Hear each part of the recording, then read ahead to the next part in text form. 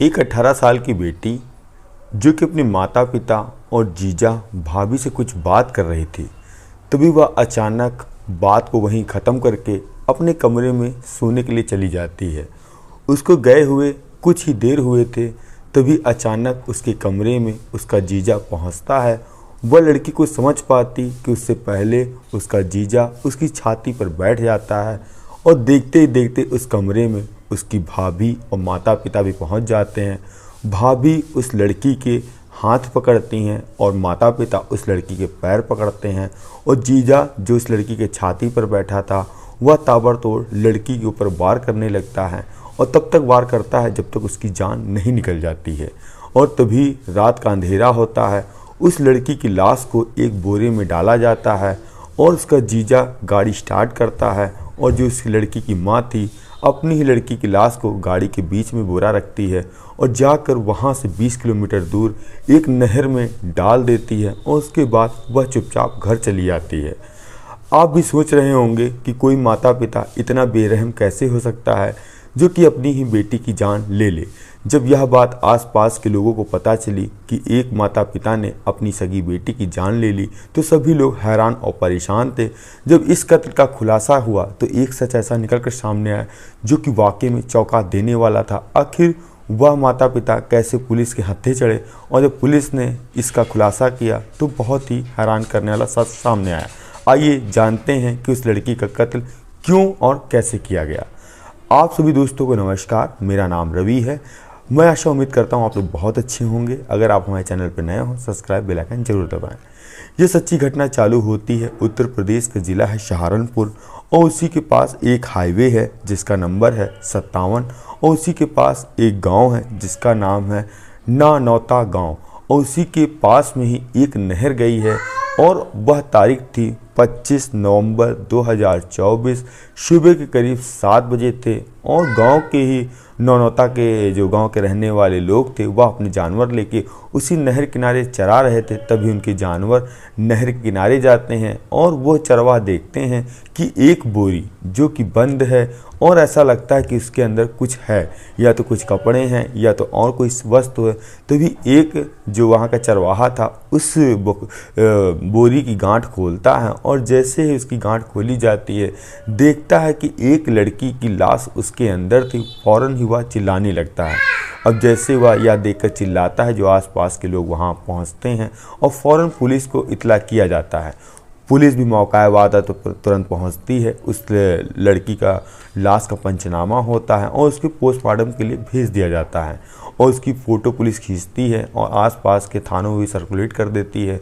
और पुलिस के लिए सबसे अहम सवाल यह था कि आखिर यह लड़की कहाँ की रहने वाली है और फिर आखिर इसका कत्ल किसने किया और यहाँ पर इसकी लाश किसने डाला। अब बहुत सारे सवाल जवाब थे और पहले तो पुलिस के लिए सबसे बड़ा सवाल यही था कि लड़की रहने वाली कहाँ है और गांव वाले से पूछताछ की जाती है तो गांव वाले कहते हैं कि यह लड़की आज हमने पहली बार देखी है। अब तारीख चेंज होती है, तभी 26 नवंबर आती है। एक 20 साल की लड़की जो कि थोड़ी दूर का ही थाना था जिसका नाम था देवबंद, वहाँ पर एक लड़की जिसका नाम था आशा वह पहुँचती है। कहती है साहब मेरी बहन 2 दिन से लापता है जिसका नाम है साइला और जिसकी उम्र 18 साल है। तो पुलिस वाले कहते हैं कि तुम्हारी बहन कहाँ गई है और तुम्हारे माता पिता कहाँ हैं, वो क्यों नहीं आए। तभी वह कहती है लड़की कि मेरे माता पिता और जीजा भाभी ने ही मेरी बहन का कत्ल किया है, आप उनसे पूछताछ करिए तो सब मामला क्लियर हो जाएगा। अब पुलिस वाले जो वह लड़की आई थी आशा, वह कहती है कि वह मेरी बहन थी साइला जो कि लापता है, उसको ढूंढिए। अब फ़ौरन आशा के बताए हुए लोगों पे वह मुकदमा दर्ज कराती है। अब पुलिस गिरफ्तार करती है जो कि साइला के जो लापता थी उसके पिता जाफ़र और उसकी माता बानो और उसकी भाभी नाजमा और जीजा मारूफ को। अब पुलिस वाले इनको हिरासत में लेते हैं, पूछताछ करते हैं। पहले तो यह गोलमोल जवाब देते हैं मगर पुलिस वालों का जब सख्ती का रवैया अपनाते हैं तो वह सब टूट जाते हैं। एक कहानी ऐसी सुनाते हैं जिसको सुनने के बाद सभी लोग हैरान और परेशान थे। तभी जो इसके पिता थे जिसका नाम था जाफ़र, वो कहते हैं कि आज से लगभग 2 साल पहले जो कि मेरी बेटे की शादी हुई थी बगल में ही गांव की रहने वाली नाजिमा से, और नाजिमा अब मेरी जो कि बहू थी वह यहीं पर रहती थी और उसके साथ ही उसका भाई भी कभी कदार हमारे घर आता था। तभी जो उसका भाई था उससे मेरी लड़की जिसका नाम था शाइला, उससे मुलाकात होती है। दोनों में बीच प्यार मोहब्बत हो जाती है। प्यार मोहब्बत होने के साथ साथ दोनों एक दूसरे से फ़ोन पे बातचीत किया करते थे। एक दिन दोनों लोग वीडियो कॉलिंग पे बात कर रहे थे। जो मेरी पत्नी थी बानो, वह अपनी बेटी को देखती है कि वह अनजान शख्स से बात कर रही है और हिदायत अपनी लड़की शाइला को देती है कि बेटा यह सब गलत है, आज के बाद बात मत करना। वह लड़की उस समय मान जाती है। 10-15 दिन और बीतता है, फिर से वह उसी तरह बात करना चालू कर देती है। तभी जो बानो थी वह अपने पति जाफ़र से बताती है और जाफ़र फिर अपनी बहू नाजमा से कहते हैं तो अपने भाई को रोक लो। तभी नाजमा कहती है कि मेरे भाई का कोई कसूर नहीं है, आपकी लड़की नहीं मानती है और वही रोज़ रोज़ उसको फ़ोन करती है। तभी जो उनका जीजा था साइला का, जिसका नाम था मारूफ, यह बात उसको बताई जाती है। फिर चारों मिलकर एक प्लान तय करते हैं और तय करने का प्लान का मतलब यह था, सबसे पहले उनका मकसद ये था, जो कि शाइला की एक बहन थी छोटी जिसका नाम था आशा, वह 24 घंटा उसी लड़की के साथ रहती थी। जो बानो थी, जो उसकी माँ थी, उसने सबसे पहले कहा कि एक बेटी का यहाँ से जाना तभी हो पाएगा दूसरी लड़की का कत्ल। तभी जो बानो थी वह कहती है, 22 नवंबर का दिन था, तो वह कहती है अपनी छोटी बेटी से जिसका नाम था आशा, कहती है बेटा बगल वाले गांव में जो मेरी दोस्त है उसकी बेटी की शादी है, तुमको वहां चलना है। अब छोटी बेटी चल देती है अपनी माँ के साथ और दोनों माँ बेटी जाती हैं उसी शादी में। और वहाँ से पहले मौजूद था जो कि उस लड़की का जीजा जिसका नाम था मारूफ। अब 22 तारीख की रात हो जाती, जो छोटी बेटी थी जिसका नाम था आशा, वह वहाँ पर शादी समारोह में सोने लगती है और माँ बानो और उसका जो जीजा था मारूफ, यह दोनों निकलते हैं अपने घर में आके पहले से मौजूद था उसका पिता और भाभी। अब जो इनकी बड़ी बेटी थी जिसका नाम था साइला, फिर वह जाते हैं और कहते हैं कि तुम्हारा प्रेम प्रसंग ख़त्म होगा या नहीं होगा।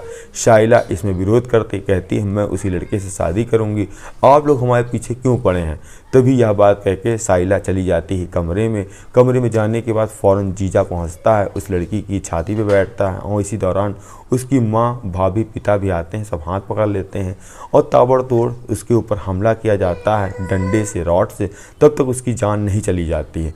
जान जाने के बाद रात का समय होता है। जो उसका जीजा था मारूफ, वह अपनी ही साली को बोरी में भरता है और उसकी माँ गाड़ी में बैठती है उसकी लाश पकड़ के और पहुँचते हैं वहाँ से 20 किलोमीटर दूर एक जगह थी, जो जगह थी वहाँ पे ऐनाबाद जो कि नहर थी। वहाँ पर जाकर उस लाश को डाल दिया जाता है। उस लाश को जब डालने के बाद वो लोग ये सोच रहे थे पानी ज़्यादा है बह जाएगी, मगर वह थोड़ी दूर जाके किनारे आ जाती है। जब चरवाह वहाँ पर जाते हैं, देखते हैं लाश मिली, वह पुलिस में इन्फॉर्म करते हैं। तभी जाके सारे तथ्य सामने आते हैं और जब उसकी छोटी बहन वह घर पहुंचती है, देखती है उसकी बहन नहीं है, अपनी माँ पिता से पूछती है कि मेरी बड़ी बहन दीदी कहाँ है, तो वो लोग कहते हैं वह भाग गई। मगर उसको कहीं ना कहीं शक हो रहा था कि इन लोगों ने ही मेरी बहन को मारा है। और जब पुलिस ने कड़ाई पूछताछ की तो सारा खुलासा सामने आ गया। माँ पिता ने भी स्वीकार कर लिया कि अपनी बेटी की उन्होंने जान ली। उनको शक था कि वह किसी और से मोहब्बत करती है और वह लोग उसका ऐतराज़ कर रहे थे।